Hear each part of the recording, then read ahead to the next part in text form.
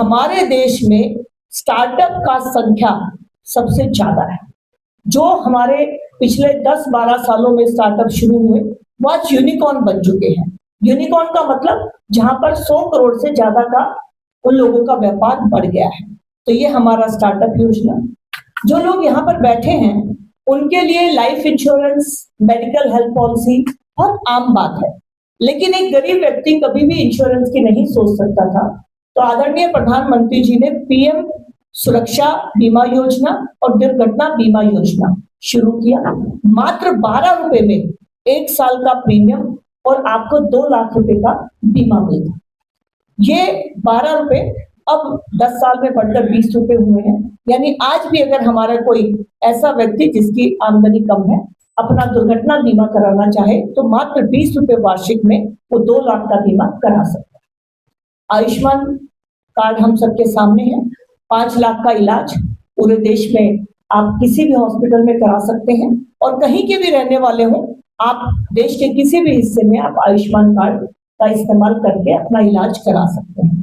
जन औषधि केंद्र 18,000 से ज्यादा जन औषधि केंद्र खुले हैं। जब हम डॉक्टर के पास जाते हैं तो डॉक्टर प्रिस्क्रिप्शन लिख के देते हैं और वो दवाइयां बहुत महंगी होती हैं, लेकिन जन औषधि केंद्र में वही स्वदेशी दवाइयां जेनेरिक मेडिसिन सेम सॉल्ट के साथ बहुत कम, यानी अगर कोई दवाई 50 रुपए का सिर्फ मिलता है और हम उसे जेनेरिक मेडिसिन खरीदते हैं तो मात्र 8 से 10 रुपए में वो हमें मेडिसिन मिलती है। तो ये जन औषधि केंद्र का प्रधानमंत्री जी ने शुरुआत की। किसानों को लेकर विपक्ष बहुत बात करता था, कांग्रेस ने बहुत बात की, लेकिन हम और आप कहीं ना कहीं जब नजफगढ़ जिले और पश्चिमी लोकसभा में बैठे हैं तो हम खुद में या हमारे परिवार का कोई ना कोई ऐसा रिश्तेदार जरूर गांव में रहता होगा और हम इस बात की पीड़ा को समझते होंगे कि जब किसान को खेत बोने होते थे तो उसे बीज चाहिए, खाद चाहिए, कीटनाशक दवाइयां चाहिए होती हैं, उसके लिए उन्हें साहूकारों से यानी आड़ती से जाकर लोन लेना पड़ता था, उसको एडवांस में वो लेते थे।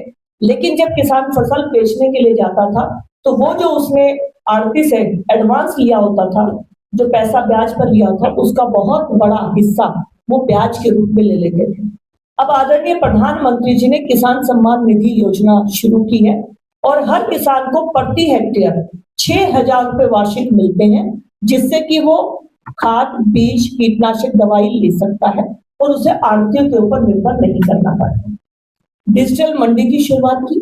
जरूरी नहीं है कि नजफगढ़ में अगर कोई किसान गेहूं बेचने आए नजदीक का तो उसे यहाँ आकर रेट पता चले कि नजफगढ़ मंडी में क्या रेट है। आज मंडी डिजिटल है और किसान अपने घर से डिजिटल इंडिया का आपको पता कितना प्रचार हुआ देख सकता है कि फर्रुखनगर मंडी में क्या रेट है, उत्तर प्रदेश की मंडी में कितना रेट है, नरेला मंडी में कितना रेट है, और उसको जहां ज्यादा रेट मिले वो जहां जाकर अपनी फसल को बेच सकता है। तो आदरणीय प्रधानमंत्री जी के नेतृत्व में ये सिर्फ गरीबों के लिए जो काम हुए, इसके साथ प्रधानमंत्री जी ने देश की प्रगति का भी ध्यान रखा। हम जब चारों तरफ देखते हैं तो जिस तरह से नेशनल हाईवे का काम हुआ है हम सबके सामने है, और जब हम नेशनल हाईवे के रोड की बात करते हैं तो वो सिर्फ रोड नहीं होता, वो होता है टूरिज्म, और टूरिज्म का मतलब होता है लोगों की आय बढ़ना।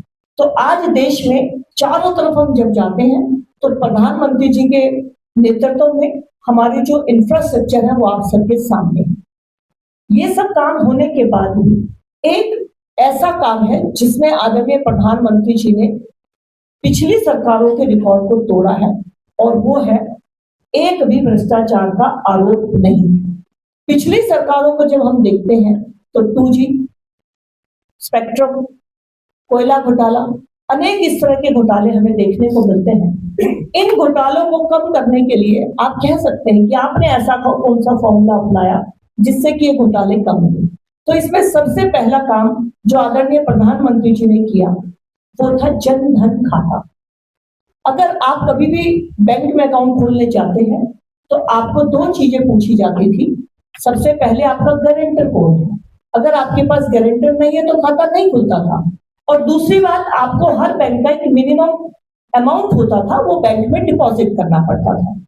अब एक गरीब व्यक्ति के पास कोई गारंटर नहीं होता था और मिनिमम अमाउंट भी नहीं होता था, तो प्रधानमंत्री जी ने जनधन खाता शुरू किया। इस जनधन खाते में कोई भी गरीब व्यक्ति सीधा जाकर अपना आधार कार्ड दिखाकर जीरो बैलेंस पर अपना खाता खोल सकता है, उसको किसी गारंटर की आवश्यकता नहीं। अब सरकार जितनी भी योजनाएं देती है, चाहे वो किसान सम्मान निधि दे, या वो बच्चों को वर्दी के पैसे दे, या कोई स्कॉलरशिप दे, कोई भी जो सरकार की सुविधा है वो जब मिलती है तो पहले कैश भेजी जाती थी, और जब वो कैश भेजी जाती थी तो आप समझ सकते हैं कि ऊपर से नीचे जाने में कितना भ्रष्टाचार होता था। खुद अगर आप राजीव गांधी जी की स्टेटमेंट को याद करेंगे तो राजीव गांधी जी ने कहा था कि हम ऊपर से 1 रुपया भेजते हैं और नीचे 30-35 पैसे पहुंचते हैं। राहुल गांधी जी ने इस बात को बढ़ाते हुए कहा था कि इतने में नहीं पहुंचते और 25 पैसे 20 पैसे ही पहुंचते। लेकिन आज ये जनधन खाता देश में 60 करोड़ लोगों का खुला, यानी ये 60 करोड़ लोग वो हैं जो गरीब थे, जिनके पास पहले खाते नहीं थे। जनधन खाते के 60 करोड़ अकाउंट में आज जब सरकार की कोई योजना दी जाती है तो मान लीजिए अगर योजना पे 100 रुपए पे बटन दबता है तो उस गरीब के अकाउंट में 100 रुपए ही पहुंचते हैं। बीच में कहीं पर भी उन पैसों को कोई कम कर पाए, ऐसा किसी के पास कोई मैकेनिज्म सरकार ने नहीं छोड़ा। तो इससे सरकार ट्रांसपेरेंट हुई है। सरकार ने जो पॉलिसी की है, सरकार उनकी लगातार भूमिका देखती है कि किस तरह से चल रहा है। आदरणीय प्रधानमंत्री जी का गति शक्ति पोर्टल पर विशेष ध्यान है। गति शक्ति पोर्टल का मतलब है देश में 100 लाख करोड़ से भी अधिक की योजनाएं इस समय चल रही हैं। 100 लाख करोड़ की योजनाएं जो स्टेट्स में चलती हैं, उनको गति शक्ति पोर्टल के माध्यम से चीफ सेक्रेटरी उन स्टेट्स के मुख्यमंत्रियों के साथ बैठकर आदरणीय प्रधानमंत्री जी दिल्ली से हर महीने रिव्यू करते हैं, और उस रिव्यू में सारी बातें डिजिटली आती हैं।